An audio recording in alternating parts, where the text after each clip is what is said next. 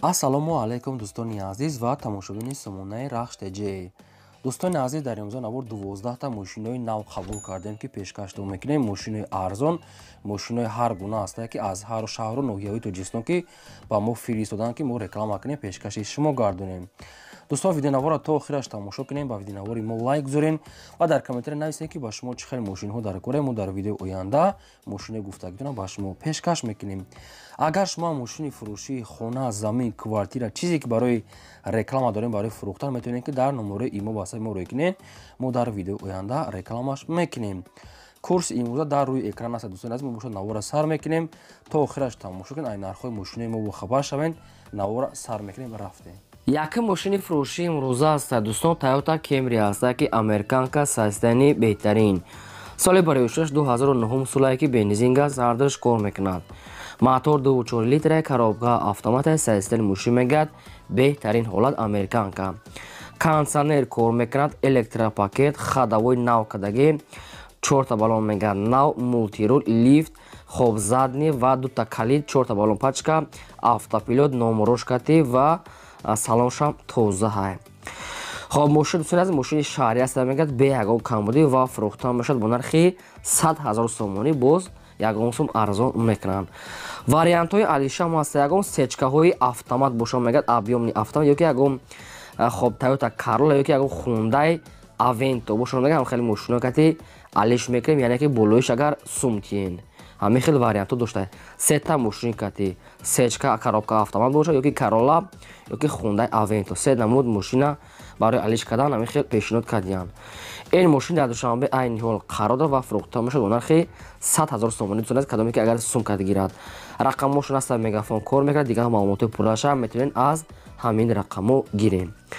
Агар шумо дар чунин мошинҳои фурӯшии хона, замин, квартира, ягон техника, чизе ки барои фурӯхтан бошад, маромад дар WhatsApp имо рӯй кунем, мо дар видеои оянда фурӯшта мегузорем. Ди мошини фурӯшии навбатӣ аст, дӯстон, Toyota Corolla аст, ки светои сиёҳ, соли барои 2008 солае ки 34 бензини холия, мотор 1.6 литр, коробка механика, ҳолати мошин мегад беҳтарин. Мошин мегад тоза як даст, мегад соҳибшо мошин тоза як даст, бензини холи кати гаштагия, салон тоза, мошин обши мошини шаҳрия. Мошини шаҳрия мегад соҳибшо хел наистиам. Омада бин мегад роҳата, мошин мегад дар сурат маълумай.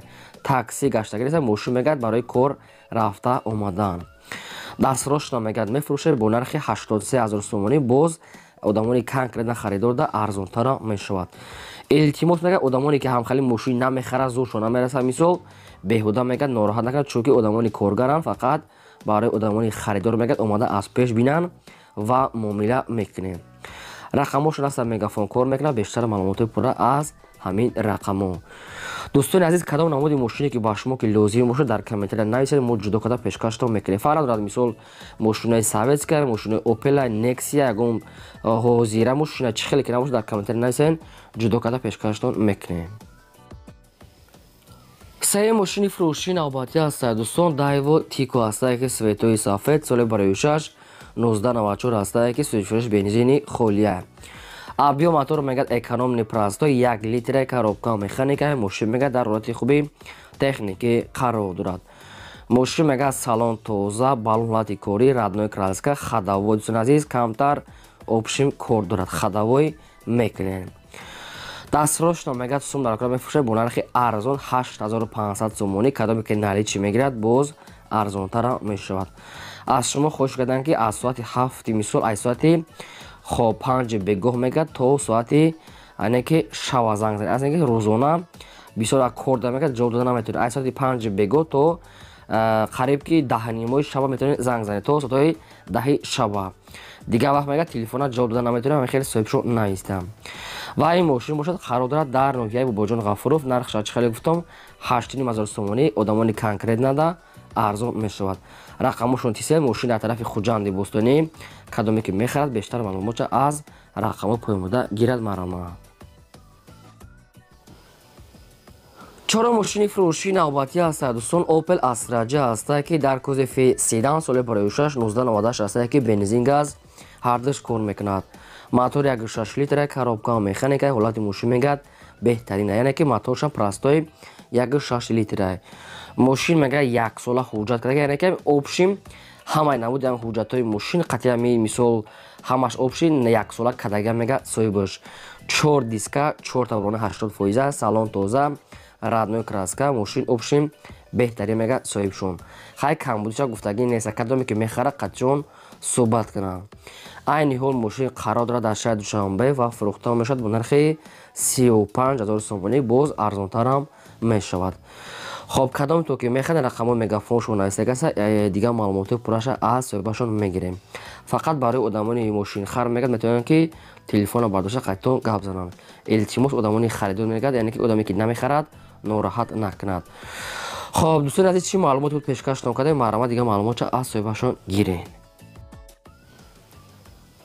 панҷаи мошини фурӯшии навбатӣ ҳастад. дӯстон, Mercedes-Benz C-класс ҳастад ки сечка соли 2006 1998 ҳастад ки бензин газ ҳардуш кор мекунад. мотор 2 литра, коробка механика, состояние мошин мегӯяд беҳтарин состояние. мошин ҳама ҷур 100% ходовой дорад, кондитсионер, 4 та лампочка, ҳуҷҷатош мегӯяд тамоша каса, 4 диска обшин, мошинча ҳолати беҳтарин. нашуд ягон тонировка, ягон чизҳои дигаш ягон маълумот неста, кадоме то ки мехарем бештар маълумотша мегирем. мошин айни ҳол қарор дорад дар шаҳри Кӯлоб ва фурӯхта мешавад бо нархи 50 000 сомонӣ, кадоме ки наличка сумкату мегирад боз арзона мешавад. дӯстони азиз, хай ҳуҷҷат надошта ҳуҷҷат мекунед, балонш пачка буда, кондитсионер дошта, хай состояние мошин мегӯяд нахадвай, нархшам қимати 98 сола ки 50 000 сомонӣ нархи арзанда аст ва мошин дар шаҳри Кӯлобда қарор дорад. кадоме то ки мехаред рақамошон настага аст, марҳамат дигар маълумотша гирем. шашум мошини фурӯшии навбатӣ ҳастад. дӯстон, Opel Astra J ҳастад ки дар кузифи ятага караван.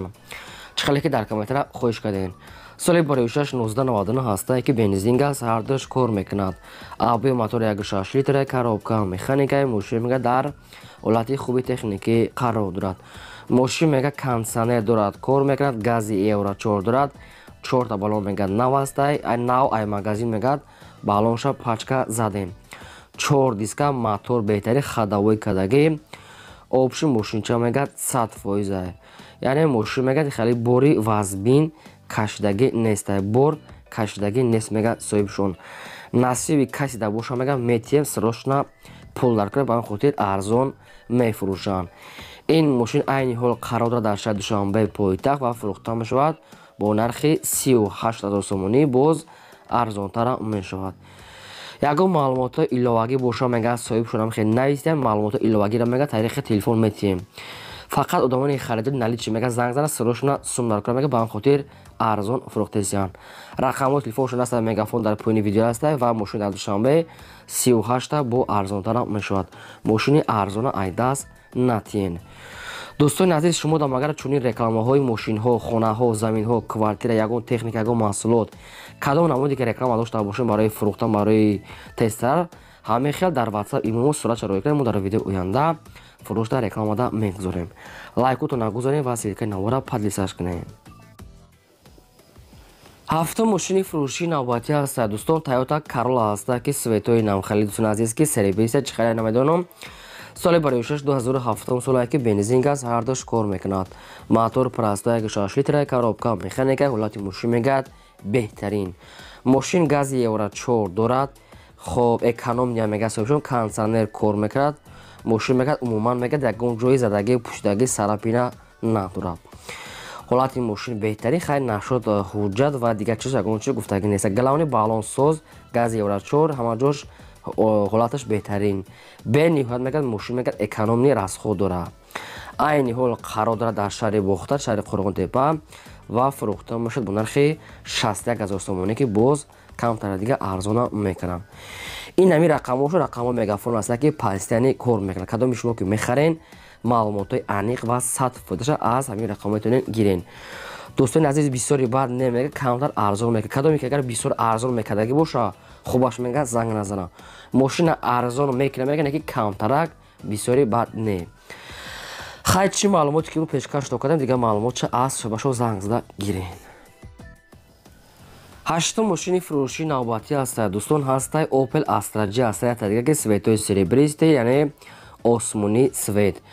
соли барои 6-1998 ҳастае ки бензини холӣ буда газ надорад. Абиё мотораш 1.6 литраи коробка механика системи мошин мегад беҳтарин. 4 та балон мегад пачка, 4 та электропакет, мотор 1.6 простой, ҳуҷҷатош не ки буд шудага ва 4 диска. салони мошин мегад тозак, мошина медонам суръатҳои навша, суръатҳои кӯнае не ки опшин мошинча бениҳоят тозак дар ҳамин суръат мошин бениҳоят тоза тофтесае. даже нархи мошин кати арзон аст, барое ки мошин селеском нархаш арзон астае. айни ҳол мошин дар шаҳри Душанбе қарор дорад ва фурӯхта мешавад бо нархи 34500 сомонӣ. боз хаяке ягон сумига арзона мекунам. 34500 сомонӣ мошин дар Душанбе. дута рақам аст ки кадомиш кор кунад. ҳар ду рақамошон мегафон асташ павилион астае. кадом рақамошон дар занг занед хай бо як бор дигар маълумоти аниқ ва пурраша гирен. агар шумо дам чунин рекламаҳои мошинҳо заминҳое ки бошад барои фурӯхтан барои реклама квартира фарқ надорад дар WhatsApp иморо кунед фурӯшта мегузорем. дар имрӯза навори мо ҳамин мисоли мошинҳои фурӯшӣ буд. то видеои оянда худо нигаҳбони ҳамаи шумо.